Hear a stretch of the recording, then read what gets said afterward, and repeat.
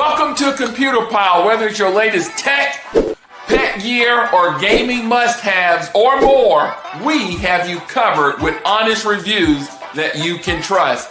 And if you want to find the best products, follow us now.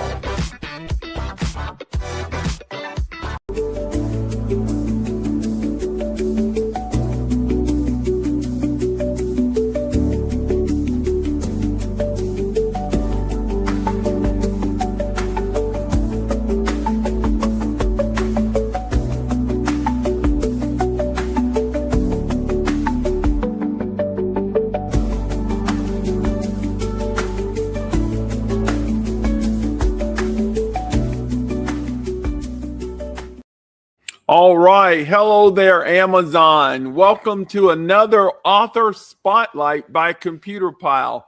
We're so excited to have with us today Ricky Price with his book, Celebrate Your Wins. So I hope you join us, invite a friend, and as we jump into this interview, I'm going to bring him online here. There he is, Ricky Price. How you doing? Doing good. How are you, my friend? Doing good, doing good. I just want to thank you for doing this interview. I saw you on LinkedIn, and I was so inspired by your book and started researching. And I'm like, man, I got to contact him. I tell you.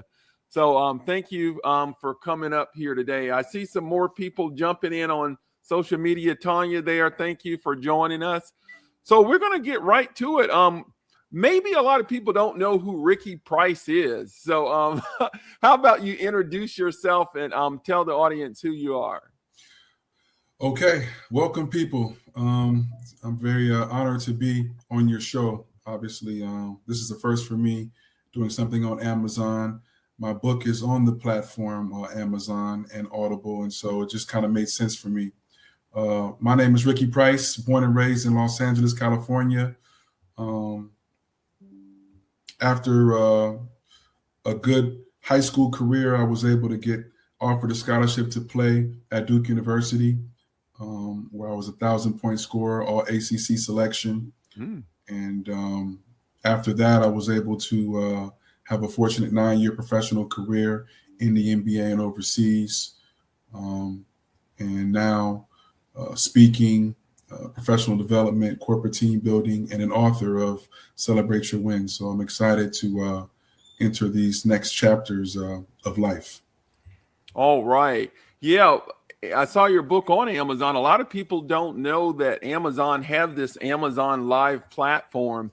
It is just amazing that you can come up here and interact with customers as they're shopping. And you know, I've been doing it for about 4 years, and man, we are having a great time. And a lot of the authors that come through here after we do their interview, you know, they see increased book sales. So I hope that happens for you as well. You know, so I'm going to go and get right into the questions. I guess I hesitated because I hate to say I'm a Tar Heel fan. I know you're a Duke fan.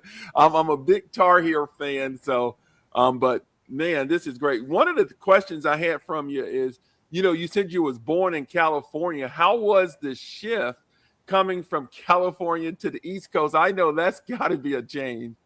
Oh, it was huge. You know, obviously, everything's different. California has palm trees. You know, here there's pine needle trees. Everything is so green. There it's more scenic with the water, and then you got the mountains. And so it was a whole different look, feel, vibe. The biggest thing, the biggest issue that I had was probably the language barrier. When I got to North Carolina, it took me about 3 or 4 months to understand what people were saying. You know, like, right there, everybody, everywhere. I'm like, you mean everybody? You mean everywhere? And so it was different for me. But once I had my first sweet tea from Bojangles, I was hooked. Oh man, that is so funny. I mean, my talking is so country. I tell you, I don't know how nobody can understand me, but you're right. There's got to be a language barrier. I did have the privilege and opportunity to go to California for a week for business. And I mean, I don't know how these people work out here. I couldn't work out here. I got to go back to my place, Yeah. because it is beautiful out there. Yeah, the scenery is unbelievable. I tell people all the time, if I win the lottery, I'm definitely going back to Los Angeles. It's just so expensive there.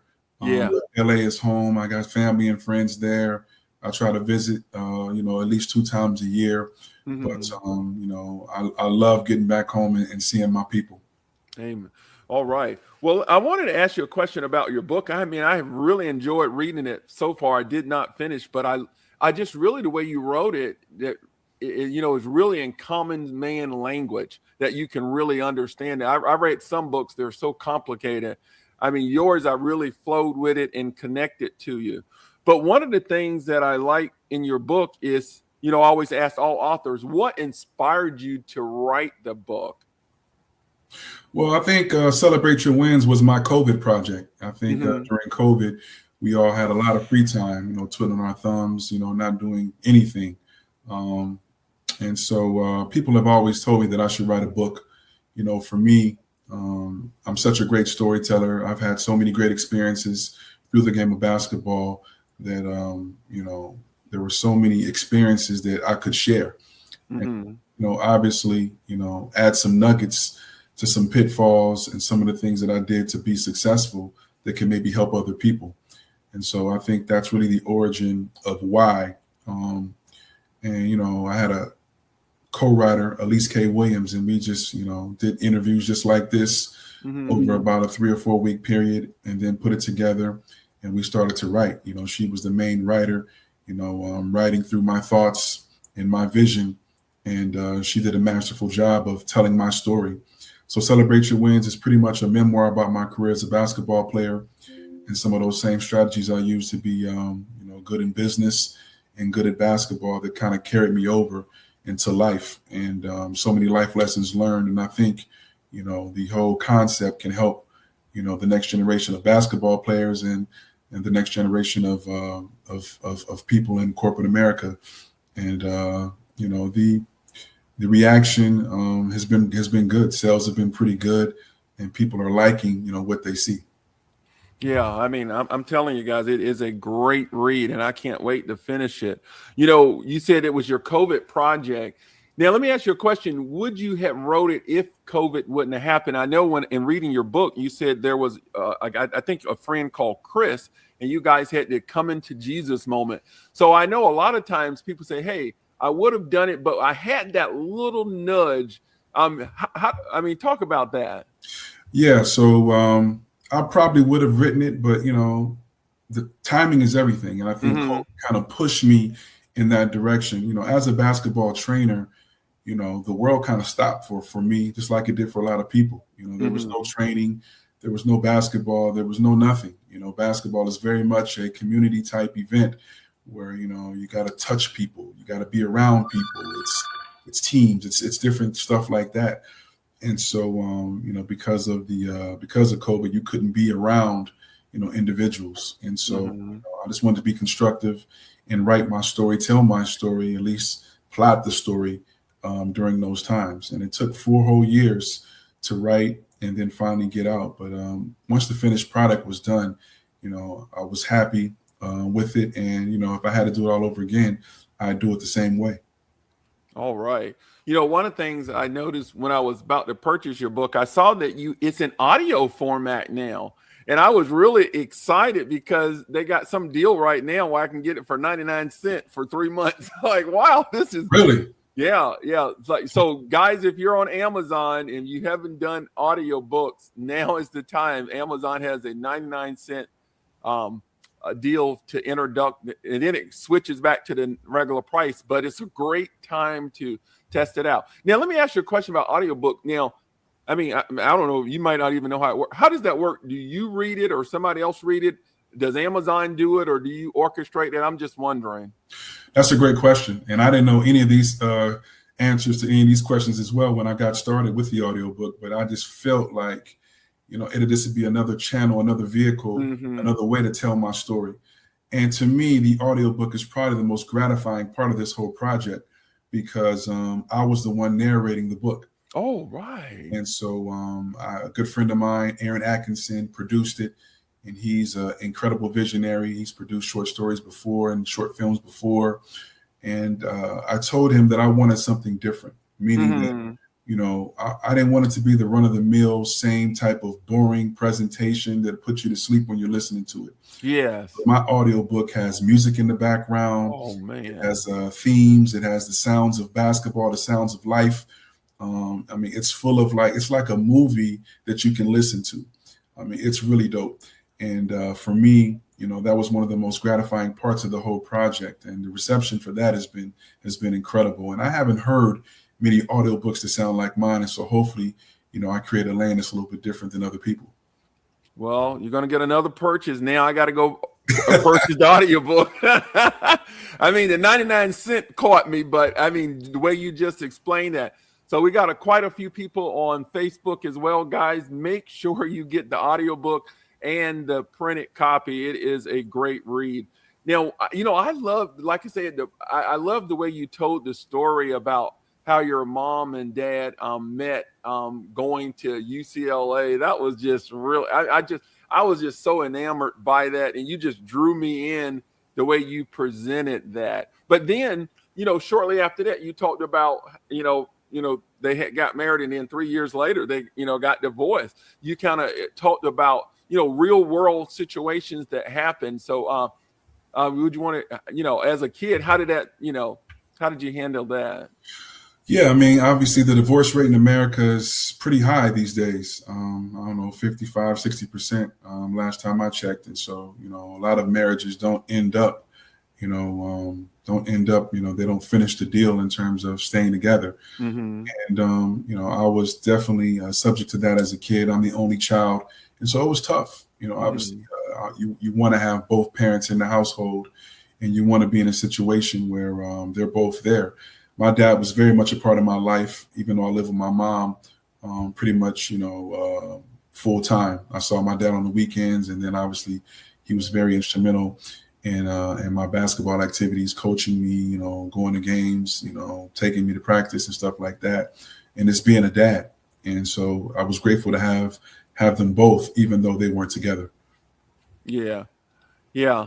Man, so it kind of reminded me of what you said, how your dad coached you throughout your, younger years basketball. That's kind of exactly what I did with my kids, coaching them in basketball. So I guess the question is, why Duke? Your parents met at UCLA. What were their thoughts about you going to Duke? I just wonder. That's another great question. You tend to ask good questions. Mm-hmm. And, coming from a Carolina guy, should it have been Carolina? Yeah, it should have been. Yeah. No, I'm just giving you a hard time. For me, both my parents went to UCLA. They graduated from there. I'm from Los Angeles. So, ideology would say I would stay, mm-hmm. in the area and go to UCLA. And it was funny because the decision to go to Duke, we played UCLA my freshman year. Mm. We actually played them at UCLA, and they beat us by 25, beat the brakes off of us. And then they go on to win a national championship. And so I was thinking to myself, did I make the right decision? Yeah. Should I have gone to UCLA? A lot of my teammates and friends that I played with in AAU went to UCLA, and I knew the whole team. It's like that whole team was from the Southern California area. But I was a different breed. I wanted to do something different. I wanted to get away from home. Mm-hmm. I wanted to, travel and see what else was out there. At the time, the ACC was the best conference in America. Mm-hmm. I wanted to challenge myself to play in that conference. At the time, Coach K was the best coach in America, just coming off of 2 national championships. I wanted to challenge myself and play for a great coach. And then academically, Duke was a, top 5, top 10 school academically. And I knew that, a degree from Duke, could take me a long way. And so, I don't regret the decision.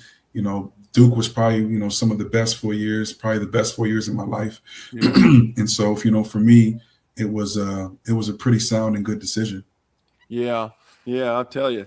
And that's just really, you coast to coast. That, like I say, that is really nice. And that shows you your confidence. I had one question, growing up as a competitor, what was your first win in your life that shaped your confidence on or off the court?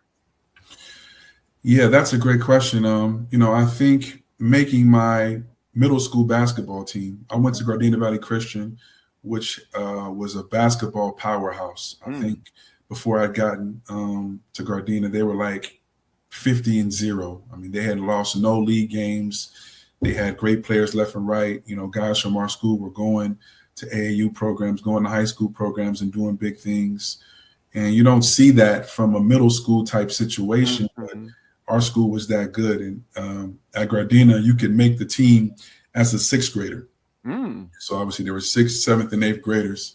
And, I tried out for the team as a sixth grader and I made the team. And I didn't play that much, but just the honor of being in the Yes. midst of so many great basketball players and Yeah. challenging myself to play against the best, even though I was one of the younger guys on the team, was incredible. And then as a seventh and eighth grader, I was able to take it to the next level. But that sixth grade make of the middle school basketball team really took my confidence to a different level. Oh man, that's really good. I mean, when you were saying that, you said you didn't play much. I played. Believe it or not, I was on the team in the conference with Alonzo Mourning. I was on a bench. I didn't play hardly at all. But like you said, I was just loved being on the team with these guys, man. I remember the time that we played them and he broke our glass. He was known Mm. for breaking glasses. But of course, I was on the bench. I don't think I even touched the court that night. But it still gave you confidence that, hey, you made the team, you accomplished something. And like I say, that's good that you saw that in middle school. So guys, it starts young. It starts young. So I guess my next question here is, how was your time at Duke? How did that challenge your success beyond the court? Duke was an incredible experience. To me, playing at Duke was almost like an extension of the pros. Mm-hmm. So the Yeah. level was just so high. First of all, you're playing in the ACC, which at the time was the best conference in America. And so every game was against, five-star talent and guys who were, traditionally getting drafted into the NBA. And then, obviously just my teammates, I entered a team that already had 8 McDonald's All-Americans on it. Mm. So me being the best player from California, well, Wojo and Trajan who were my classmates, coming in '94. Wojo was the best player in Maryland. Mm-hmm. And Trajan Langdon was the best player out of Alaska. Jeff Capel's on the team. He was the best player out of North Carolina when he comes out. Chris Collins is on the team. He was the best player, out of Illinois when he comes out. And so there's so many great players. Greg Newton is our center, and he's the best player from Canada. You know, and the talent was just so high that you had to bring it each and every day. And playing at Duke really started to really build my competitive spirit. Mm-hmm. It started me to understand that I had to compete each and every day if I wanted, playing time, if I wanted to be good, Yeah. and, if I wanted to be great, I had to be willing to compete. Mm-hmm. And, I really appreciate the way the coach, conducted practice, putting competitive spirit and competitive nature in the forefront. He wanted to see who was going to get after it. Mm-hmm. And just the guys he wanted to play. And it kind of, drilled, those lessons into me. Yeah, I think even in your book, you mentioned the Kobe moment. We know how hard Kobe worked and put the work in. And I think that for young kids and young sports, I see a lot of kids that are really excellent in high school. But when they go to that next level, like you said, where the talent is just as good, if not better, that leads me to my next question. What was the moment in your playing career when you realized talent alone wasn't enough? Probably at McDonald's All-American practice. Okay. I was fortunate enough to be a McDonald's All-American, which is traditionally, the top 20 or 25 players in the nation. And then they come together for an all-star game, usually in the spring. They call it the McDonald's All-American game. And it's, the collection of the best players in the country in high school that year. And so I remember, before the game, we're there for a whole week. Mm-hmm. The game was on a Saturday, but we get there like a Monday or Tuesday, and we have practice leading up to the game. Mm-hmm. different events. So we had practice. We go to the Ronald McDonald House. I think they took us to a NBA game, the Knicks NBA game. The game was held in New York, so we watched the Knicks play, and it's all these different other activities for us to do. But practice that week was an eye opener because, in high school I was able to dominate with talent and athleticism, but you had to bring so much more than that in those everyday practices because these guys were just as good, if not better than you. And it helped me realize that, this game is real. And if I want to be the very, very best, I'm going to have to, take my game to even a higher level. And I appreciated that experience. Yeah, I mean, I love the way you responded there because, as I used to coach, and I tell it happens in practice. And it's just like even in our life, even in our Christian life, we do all our studying, reading the Bible and all this stuff, and we think we're never going to have to use it. It's that time of studying and practicing that's getting us ready for the opportunity that's coming ahead. And that kind of leads me to my next question. How do you personally define a win today compared to when you were an athlete? Yeah, so, one of the reasons why I chose the title Celebrate Your Wins is because, we focus so much on what we didn't do, what we didn't accomplish, what we failed at. And so sometimes people focus too much on what they didn't do, and we don't focus on the little wins that we have each and every day. Yes. And that could be as easy as everyone in January is always on this health kick. Oh yeah, everyone's in the gym. They want to lose weight. They live a healthier lifestyle. And so little wins like completing a full week of going to the gym. That may not be a lot for a lot of people, but if you haven't done that your whole life and you complete 7 days of going to the gym, that's a win. That's it. That's a win. It could be as for someone in school, who struggles in math and, all of a sudden, they have a big test and they're able, to get an A on that test. And they've been getting, C's and B's, traditionally, the whole time, but they get an A on this particular test. That's a win. We should celebrate That's that. right. And so just the little wins sometimes can build confidence. And, I think the ideology of celebrating your wins should happen each and every day. Man, that was well said. Like I said, this is what, like in your book, you talk about celebrating the process and just not the outcomes. And like you say, every, journey of 1,000 miles starts with one step. So, I mean, and that was really encouraging because sometimes hey, I haven't done this. I haven't done, hey, but I did do this. So that really, I just love the title, Celebrating Your Wins, because it's hard to celebrate your wins sometimes. You're happy for others, but you're struggling and you're still trying to get through things as well. So let me talk about this one here. Athletes are trained to move quickly from losses.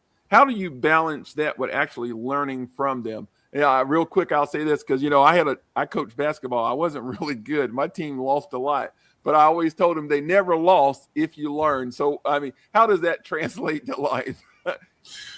Yeah, basketball is a competitive sport. Unfortunately, you're not going to win every game. Yes. It's impossible. You're going to take your losses team wise, you're going to lose as a team. And then individually, there could be losses as well, where maybe you don't play as well as you like to. And so, it's important to dust yourself off. One of the pillars that I talk about is mental toughness and perseverance. And that's, basically what we're talking about is, being able to weather the storm, when things are not particularly going your way. And the game of basketball can deal you some really, really tough blows, even in the form of injury. As a basketball player, I've experienced, a lot of injury. I broke my leg, I tore my Achilles, I broke my collarbone, I broke my hand, including 2 fingers, but nothing was going to stop me from playing the game that I loved. I would just rehab and come back stronger. And so, the thought process of being mentally tough and being able to persevere is a really, really big and strong quality of being a good basketball player. But not only that, I think it's a strong quality of being, a good, solid individual in life. Things are not going to always go your way. You have to take losses. shrug them off, figure out what you did wrong, and then keep moving and then make the adjustment, to do better the next time. And that's the epitome of perseverance and mental toughness. That's it right there. And you mentioned your five pillars. Is it okay for me to share those? Absolutely. Okay, yeah. Because if you didn't, I was. Well, how about you share them? I'll let you just go ahead and give us the 5 pillars. Well, the Game Ready Pillars to Success is really just a blueprint for me, how I was able to live. It's my why and it's my how. How was I able to do these things? Well, these 5 pillars were the instruments for me to do so. The first one is being able to visualize and imagine. Obviously, there's so many great things that happen in my life. It's funny because a lot of those things that happened for me, I visualize and imagine them happening first. And I actually saw them, happening first. I remember being a kid, in my room, balling up a piece of paper or some tissue, and 3, 2, 1, and shooting it into the wastebasket or shooting into the hamper or whatever. And then if I missed, he got fouled, so you shoot it again until you make it. Fast forward, and then you're able to, in college, I was able to hit, a couple game-winning shots. And, when those moments happen, I'm thinking to myself, I've been here before. That's because I visualize and imagine those moments, when I was a kid. Pillar number 2 is competitive spirit. We talked about that before, being willing and able to compete for any and everything. Nothing is going to be given to you. Some people are as talented or more talented than you. So you have to figure out ways how to outlast your opponent. You have to be willing to compete. We talked about perseverance and mental toughness, pillar number 3. That's right. When things, go wrong, are you able to pick yourself up and keep going? I think that's an incredible quality for any individual to have. And then, we talked about pillar number 4 is hard work. Hard work. Obviously, nothing is easy. You have to work hard for it. You can talk to any millionaire, any billionaire, any CEO, any business owner, any coach, any player, and they all say the same thing. The time and effort, the level of time that they spent working on their craft, it's immeasurable. They spent so much time working on their craft, and you can't be afraid to put on your hard hat and go to work. Then lastly, the last pillar is confidence. Who is going to believe in you if you don't believe in yourself? You have to be confident in your abilities. You have to be confident in your teammates' abilities. You have to be confident in your ideas. You have to be confident that, if implemented correctly, your ideas will work. And, confidence is huge. With those 5 pillars, that kind of shaped who I am, and it gave me great success on the basketball court and beyond. And, for me, it's something that I can share. Oh, man, those are some great pillars to stand by. One question I had for you, can you share a time when you didn't feel like you were winning at all, but later realized it was a pivotal moment? Yeah, there's so many moments. I talk to people about this all the time. I mean, basketball is a marathon, not a sprint.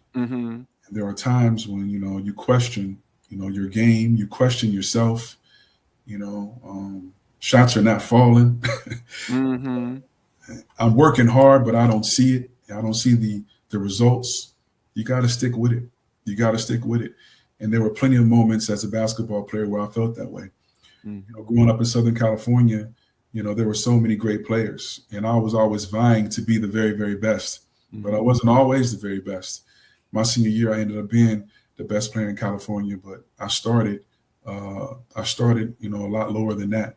6th, 7th, 8th grade, I wasn't the best player in my class. 9th, 10th grade, I started to get a little bit better.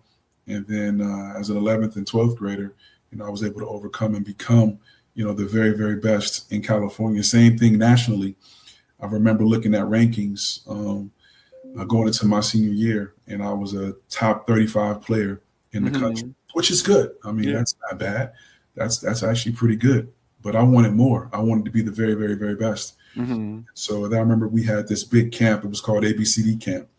And all the coaches and all the publications and all the people who rank people, were there. And basically, if you played well in this camp, your ranking would either go up or go down. Mm-hmm. Playing in that basketball camp, I was one of the best players in that camp. And I started the year ranked 35th, and I ended the year mainly because of that camp, ranked 4th. And so, Wow. which meant I was a top 5 player in the country.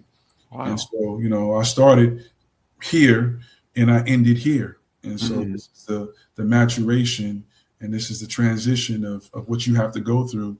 And it was a patient, 4-year experience. And, I had to do it in order to get to where I got.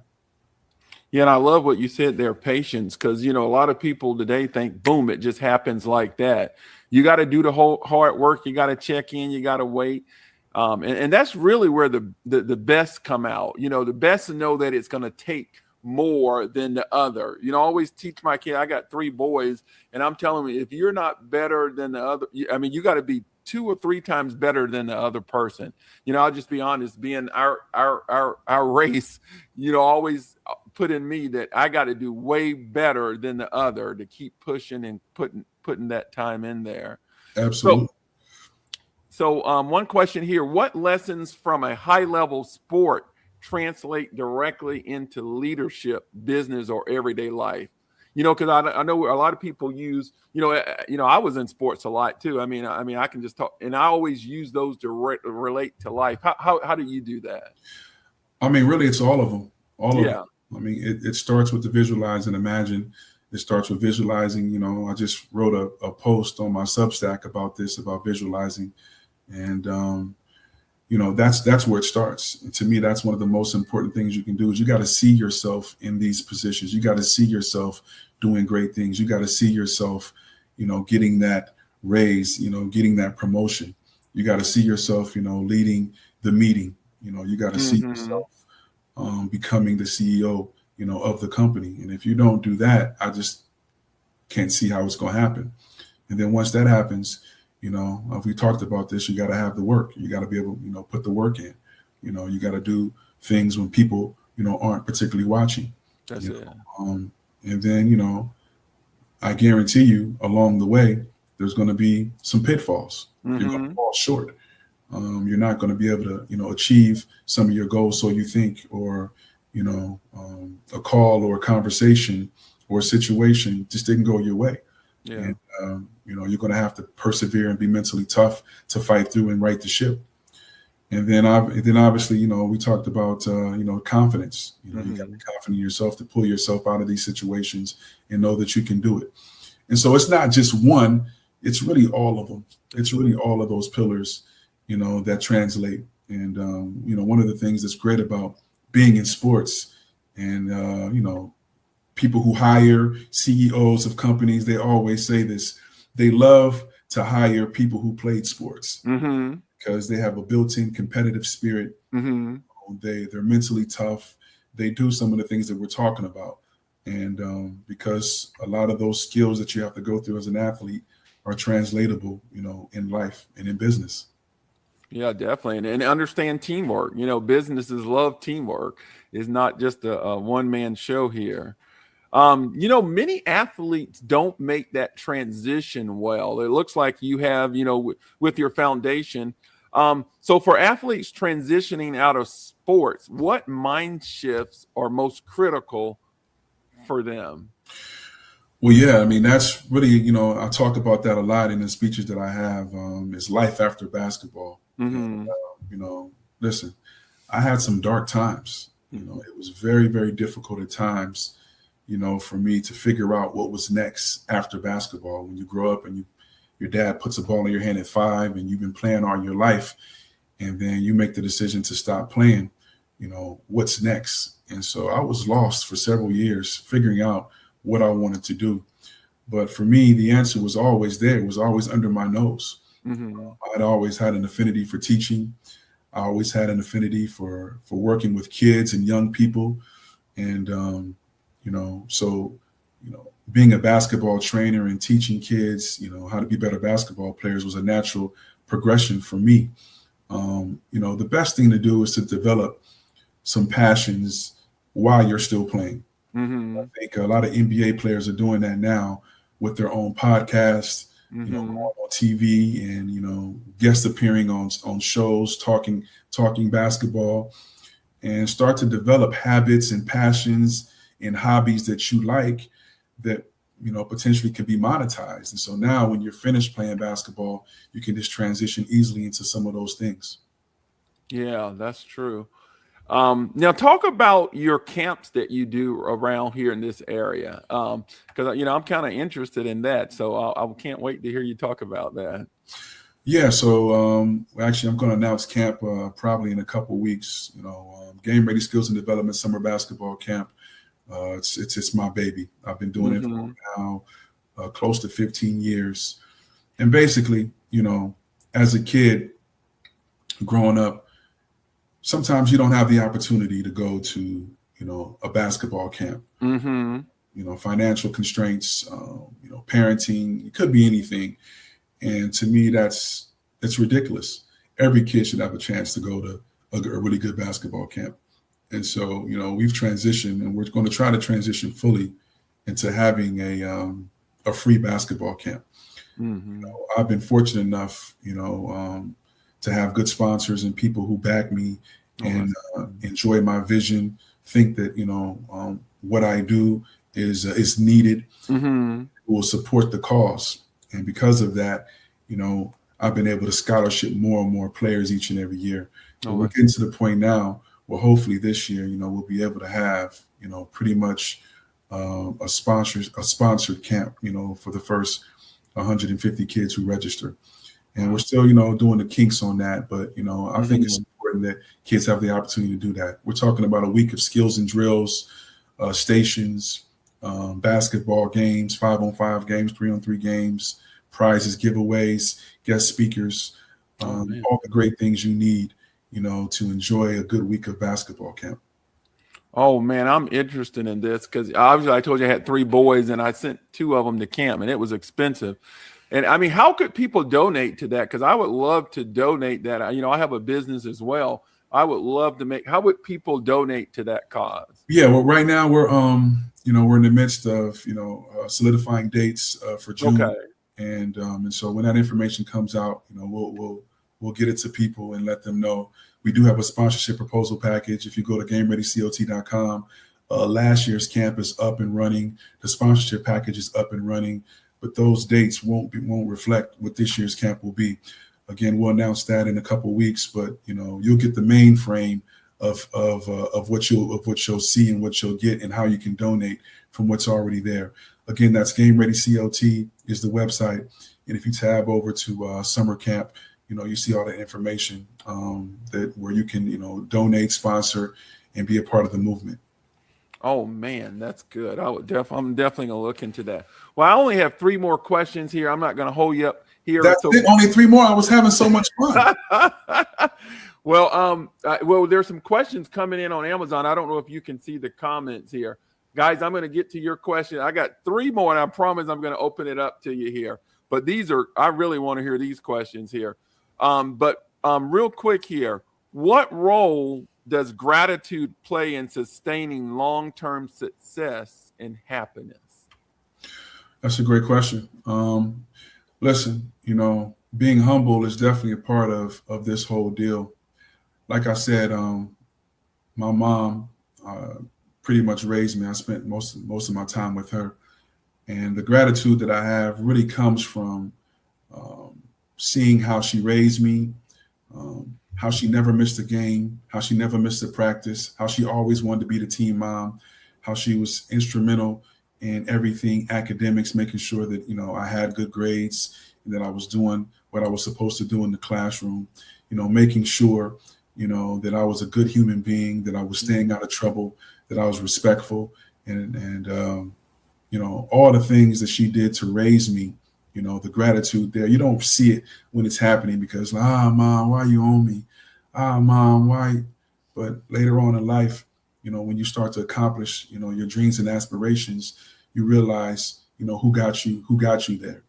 And, when I think about gratitude, she's the first person that I think about, about how much she was there for me. And each and every time I see her, I tell her how grateful I am to have her, and how grateful I am that she spent the time and she invested in me, to pretty much make me who I am.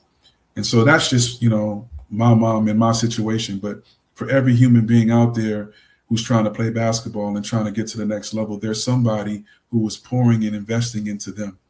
And so, that same individual should be very grateful that you have, those people. And if you have several people, doing that, then your chances increase even more. Yeah, man, that's good advice there. All right, one more question, and then I'll open it up to others. If a young athlete or professional is listening and feels stuck or overlooked, what's one win they should start celebrating today? When things get a little out of control for me, I always like to fall back on the fundamentals and keep things simple. We all want to try to get things, but we want to try to get them in chunks. I kind of, compare it to like being in a hole in a basketball game. You're down 15. You can't get it back all at once. Kind of got to chip away. Yeah. Got to chip away at it. And, as time goes down, maybe at the 5-minute mark, you want to be down 7. So you chipped into a little bit. And so now at the 2-minute mark, I want to be down 2 and then, have a chance to win the game. And so, you can't do it in chunks. You got to kind of do it piece by piece. You got to simplify sometimes, your situation. And sometimes, people, they try to make things too difficult. And it's the simplified way is always better. Keep it simple, stick to your guns, stick to your fundamentals, and chip away at it. That would be my advice. That's real good. We got one easy question here. I think this is quite easy. From Icy on Amazon. He says, "Do you train adults too, or just youth?" Yeah, I've trained adults before. There's a lot of guys who play in these men's leagues here, and they want to be competitive. And I've trained men before that, so they make sure that they're good and they can compete in their men's leagues and, not embarrass themselves. But honestly, like I said before, in terms of training, I've kind of gotten away from that a little bit because of the book. People are asking me to speak, and I was already speaking before. I do some consulting with Duke Corporate Education, and so I do corporate team building events, motivational speaking, and professional development. That's kind of the lane, that I've kind of been in, for the last 6 months. And now that we're here in 2026, I think I'm going to be doing that pretty much full time moving forward. And so, we'll still do our camps and clinics, camps specifically, but, the training, not so much. Okay. Good question on that, Icy. I know Icy always do a lot of stuff with basketball, so I know he was interested. All right, guys, any more questions? I got one last one I'm going to save here for the end, but any more questions? I wanted to put your book cover up here. Let me see if I can do this. Let's see. There's the book cover right there. There we go. There it is right there. That is nice. Celebrate your win. You look awfully happy taking that picture. You remember taking that picture? I do remember taking it. There's basketball has always been a love for me. Talking about the game, watching the game, reading about the game. I have a passion, for the game, and obviously I have a great story to tell. And so, and I got a pretty good smile, so I try to use it every once in a while. But no, I really appreciate the opportunity to write a book, and I hope that people buy the book and they get something from it. There are a lot of nuggets in here, a lot of good nuggets in here. It really is, guys. I tell you, I can't wait to get the audio. You done sold me on the audio now. So I'm going to give you my final question here. Let me see if I can get this screen back here. My final question is, when it's all said and done, somebody else just popped a new question here. Man, I was about to ask my last question. Here we go. You can ask two. You can ask two. I got a little bit of time. Okay, let me go with these. They got 2 ones that just popped in here. It says, what era of NBA hoops do you think was or is the best? I knew that was going to come. Yeah, I mean, that's a good question. And I get that a lot. I don't recognize parts of the game today. Mhm. Obviously I grew up playing in the 80s and 90s. And so, that style of basketball is what I'm Mm. familiar with and what I appreciate the most. Early 2000s gave you some of that too, but now the game is in some ways becoming unrecognizable. Yeah. And I'm just talking about like really the 3-point shot, Mhm. has kind of taken the forefront, especially on offense. Yeah. And it's tough to watch because not everybody shoots the three well. And I kind of Mhm. think that the Golden State Warriors with Steph Curry, Klay Thompson, and Kevin Durant kind of ruined basketball, Mhm. because they were such great shooters and they won with that style of play. Everybody now thinks that that's the way to win Yeah. games and take 40, 50, 60 threes and shoot a low percentage, but you're hoping that the threes outweigh the other team's twos. It's just ridiculous. Load management to me is hard to imagine as well. Yes. Why players don't play in all 82 games. Obviously, if you're hurt or injured, obviously you can't play. But Mhm. saving yourself for the playoffs, is crazy. They didn't do that back in the day. And then it's like the players want to make more money, but they want to play less. Mhm. And then I think the thin skin Yeah. also is an issue. A lot of today's players are not open to criticism. Mhm. And at the end of the day, when you win, people are going to celebrate you and tell you how great you are. Mhm. When you lose, people are going to point the finger and they're going to have things to say about that as well. Sometimes today's athlete, struggles with that. And nobody wants to be ridiculed or talked about, but this is the nature of the game. And so those three things, specifically stand out for me. I still love the game. I still watch it. I think playoff NBA basketball is the best Yeah. for me. And then college basketball is also has its own issues and problems that we can probably get into in a whole nother segment. But the game is ever evolving, and you just gotta, you kind of gotta go with it a little bit. Man, you really, I mean, those are the things that I see as a big problem as well. I know when I played, the three shot wasn't that big. It was inside, pound the ball, pound the ball. It's so much different now. But I did have a follow up question. Man, this one sparked a question. I wanted to get your takes on it. My son tells me now that college players are getting paid. Is that true? I mean, I don't understand how that happens. Yeah, there's a thing called NIL now, and so you can get paid off your name, image, and likeness, and Wow. it's a big business now. And the first thing I have to say is, where was this in the mid '90s? And why couldn't I profit, off of some of that stuff? But like I said, times have changed, and sometimes not for the good. NIL is great. I want players to be able to profit off some of their stuff, but I think now college players, it's almost becoming a professional sport. Yeah. Meaning that, players are deciding to go to school solely and based on how much money a college would pay them. Mm, And it wasn't like that back in the day. You looked at the culture, you looked at the coach, you looked at right. the schedule, you looked at the team, you looked at your fit. And those are reasons why you would go to a school or not. Now it's strictly almost on, well, how much are you going to pay me? Yeah. I kind of have issue with that. But I am glad that these college players are able to, market and get compensation, off of their play. Yeah. Yeah, that is definitely interesting. Here's one question here from Noodles. I love the name.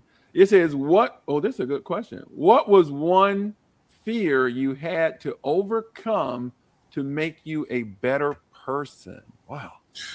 Yeah, I mean, everyone has fear, but I think the biggest fear for most people is the fear of failure.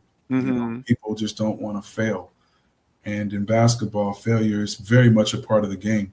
Mm-hmm. This one Michael Jordan commercial I used to love so much, and he talked about how many game-winning shots Mm. he missed. Yeah. We all talk about and see the ones that he made. Mm-hmm. Oh my God, he made the last second shot. Oh my God. But he talked about how many game-winning shots and plays that he missed or failed on. And Mm-hmm. that's precisely the reason why he succeeds. That's it. And I love that. And I think failure is a part of each and everything that we do. But I think how we deal with failure is even more important. And so if we can kind of grapple that and understand that, I think it would make us all better. That's it. Yeah, I was looking for one of the things here. I think we talked about yeah, in the book you talk about celebrating process, not just the outcome. I think that's what we talked about. So you just got to continue to put that work in. Like I say, it's a part of, life. Failure is a part of life. It's how you pick yourself up. That's one thing. If you're afraid to try, you're never going to succeed. So I think that's what I took from the book as well. Yeah, I got a plaque that sits on my desk, and it says, you miss 100% of the shots you never take.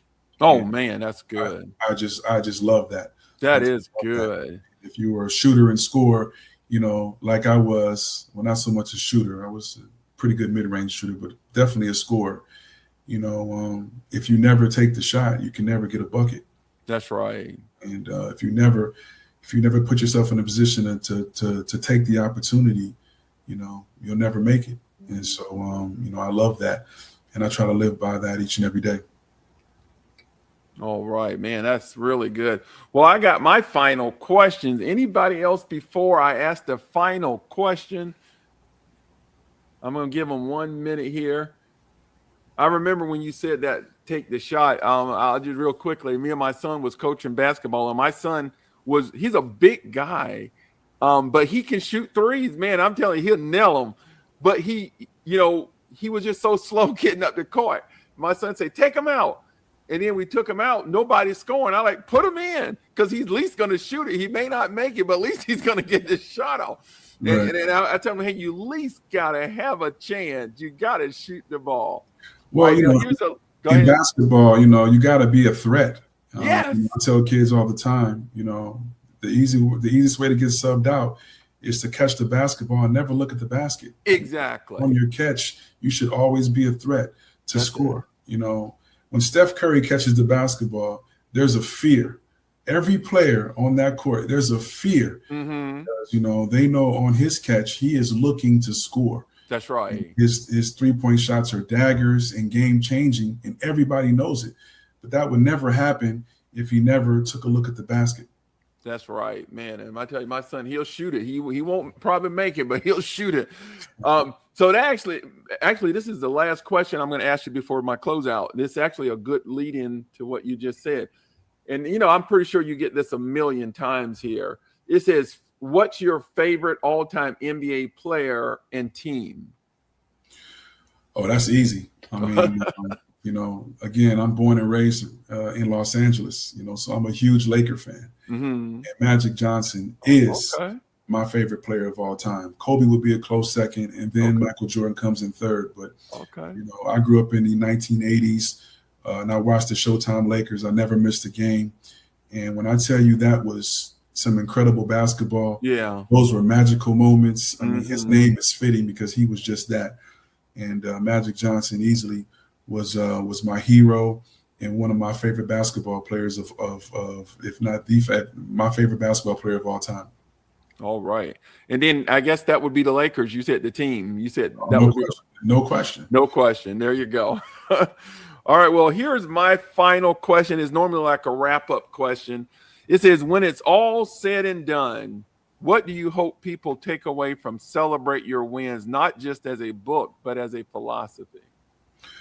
That's a good question.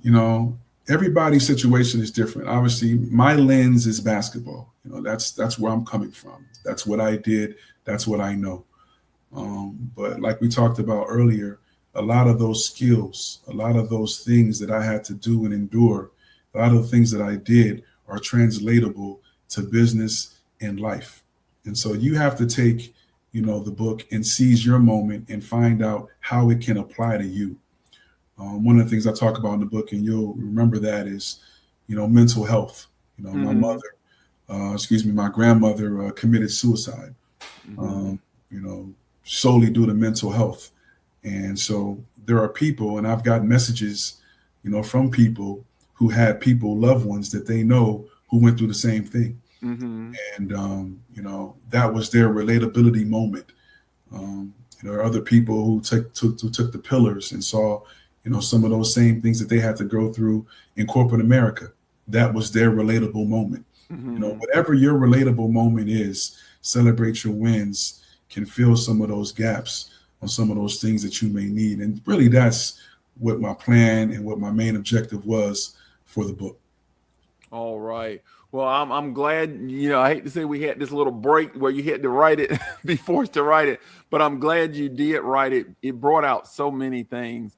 And I'm super excited. Like I say, I'm going to go get the audio book, guys. I'm telling you right now, Amazon have it. And guys, you can order it for, they give you 3 months for 99 cents a month. So that's $3. And then you can cancel it before the regular things kick in, get all the audio books you want. But man, this has been a great interview. We will be replaying this throughout the week here. So hopefully you'll get some more sales from it. But any final words you want to say?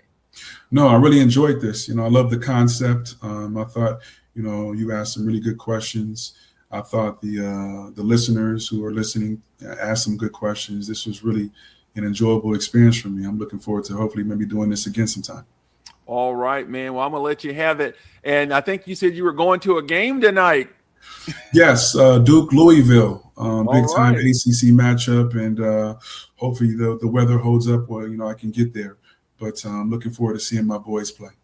All right. Well, you have a blessed one here, and we'll let you go, guys. So remember, we always say before we leave, remember to love God and love one another. Simply the best, better than all the rest.